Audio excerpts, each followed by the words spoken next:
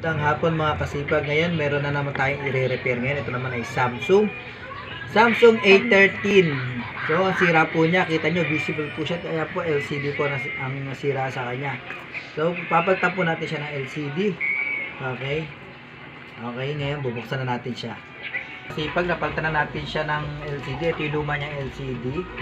Ngayon tetestin natin kung gagana yung kinabit natin LCD. Ito siya.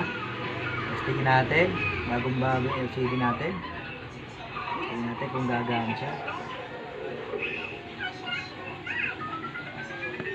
Ayan, gumana na siya mga kasipag. Ngayon, take note lang mga kasipag, once na tayo nag-order ng LCD sa Shopee or Lazada, make sure na may copy tayo ng video para in case na magkaroon ng problema yung parcel natin ay yung LCD natin, hindi siya nagana na kinabit, may babalik natin siya once na may provide tayong video, alin man dyan sa Lazada or sa Shopee.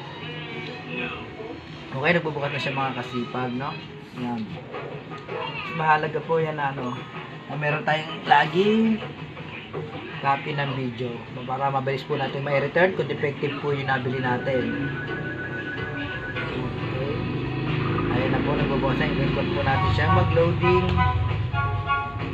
Natin na yan. Ayan po, okay na po siya. Okay na siya. May password lang, hindi natin mabuksan, pero sa touch naman, okay, natatouch naman siya. Okay, once again, magandang hapon sa ating lahat. Magandang Sunday, day off natin. So, naka-sideline naman tayo ulit. Okay.